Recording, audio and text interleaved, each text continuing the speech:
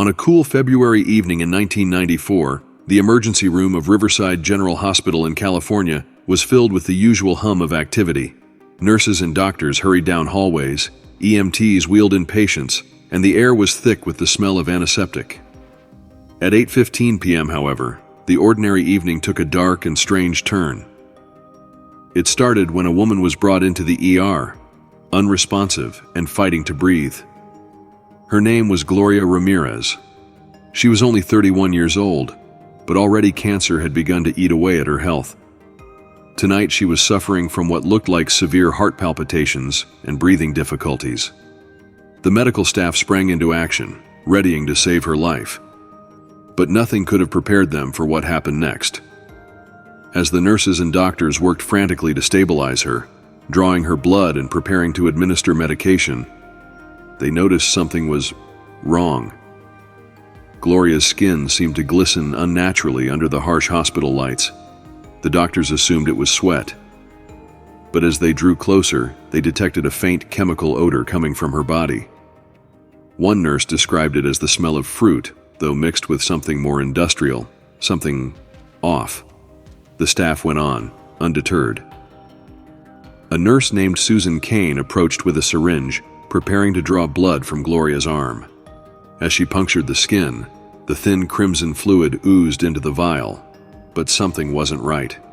Instead of a normal, dark red hue, the blood appeared cloudy, almost oily. And that smell, suddenly stronger, rose in a nauseating wave. It was a mix of garlic and ammonia, something synthetic and toxic. Nurse Kane recoiled, confusion written on her face. She handed the vial to Dr. Julie Gorchinsky, the resident on duty.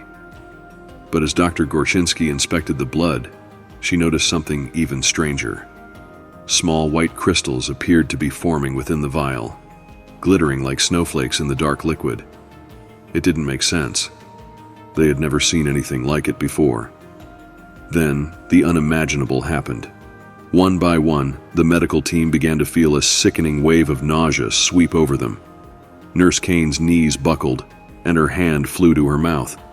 Within seconds, she collapsed onto the floor, twitching. Alarmed, another nurse, Maureen Welch, moved in to assist her, but as she leaned down, a sudden dizziness hit her, and she felt her vision blur. She stumbled back, gripping her head, as a splitting headache overcame her senses. Before she knew it, she too fell to the floor, gasping for breath. Dr. Gorchinsky tried to shout for help, but her words came out in a slurred mumble. Panic set in as she realized her own body was betraying her. Her limbs felt heavy, her muscles convulsed uncontrollably. She staggered back, her vision dimming, her breath growing shallow. And then, like the others, she crumpled to the floor. Chaos erupted in the ER. Nurses, doctors, and paramedics scrambled to get out of the room, coughing and clutching their stomachs. The air itself felt poisoned, thick and heavy with a strange, suffocating scent. It was as if Gloria Ramirez herself had become toxic. Staff began evacuating, ushering unaffected patients and personnel away from the ER in a frenzied panic. Those who had been near Gloria or touched her were in serious distress, their skin pale, their limbs weak. As people dropped to the floor, unconscious, word spread that something was gravely wrong with this patient. But no one understood what or why. Meanwhile, Gloria's condition worsened rapidly. Her heart began to fail, and with most of the medical team incapacitated, only a handful of doctors, protected by hastily gathered face masks and gloves, dared to approach her. They fought to save her, using defibrillators and administering drugs, but Gloria's life was slipping away fast. At 8:50 p.m., less than an hour after she had arrived at the hospital, Gloria Ramirez was declared dead. But the nightmare was far from over. In the hours following her death, 5 of the emergency room workers were hospitalized.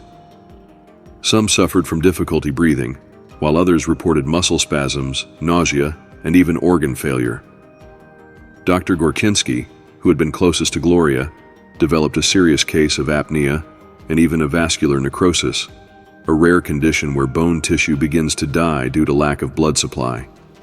It would be weeks before she could walk again without severe pain. As the days passed, the eerie details surrounding Gloria's final moments left the hospital staff and the world desperately searching for answers. Investigators from health and safety agencies were called in, and the case soon captured national attention. Journalists dubbed Gloria the Toxic Lady, and rumors spread that she may have been carrying something deadly, a chemical weapon or poison, within her body. Theories began to circulate, each one more chilling than the last. One theory suggested that Gloria might have been using dimethyl sulfoxide, or DMSO, as a home remedy for her pain. DMSO is a powerful solvent used as a degreaser, but some people have experimented with it to ease pain and inflammation. If Gloria had been using DMSO on her skin, it might explain the greasy, oily texture observed by the doctors. But this alone wasn't enough to explain the sudden wave of illness that had struck the ER. Then, someone put forward a more disturbing possibility. In certain conditions, DMSO can degrade into another compound, dimethyl sulfone, DMSO2, and if further degraded by extreme conditions like a hospital's electric shock defibrillator, it can transform into a highly toxic gas called dimethyl sulfate, a chemical known to cause paralysis, convulsions, and even death upon exposure.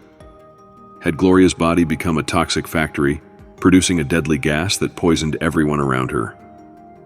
Despite extensive testing, no conclusive evidence of toxic substances was ever found in her body. The only significant clue was an unusual amount of DMSO2, but even that couldn't fully explain what had happened in that emergency room. For many, the theory of a chemical transformation was the closest thing to an explanation, but it remained speculative, leaving Gloria's case unsolved.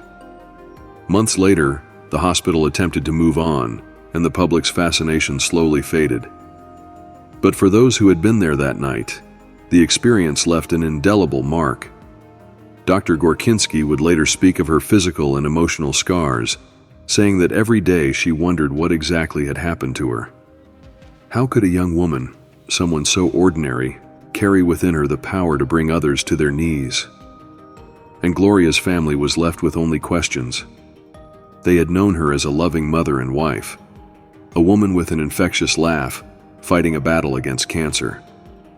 They could never have imagined that her final moments would become part of one of the strangest and most disturbing medical mysteries in modern history. Even today, Gloria Ramirez's case remains a haunting enigma. Scientists continue to debate the possible explanations, but no theory has ever fully explained the combination of symptoms, the strange chemical smells, and the toxic-like effects that seem to radiate from her body. Her case sits unsolved, filed away as an anomaly, an outlier. But those who were there on that fateful night remember it as if it were yesterday. The piercing smell of ammonia, the glassy sheen of her skin, the strange crystals floating in her blood. And for those who felt their own bodies collapse under the weight of an invisible poison, they know that the story of Gloria Ramirez is more than just a mystery. It is a chilling reminder that some truths are stranger and more terrifying than any fiction.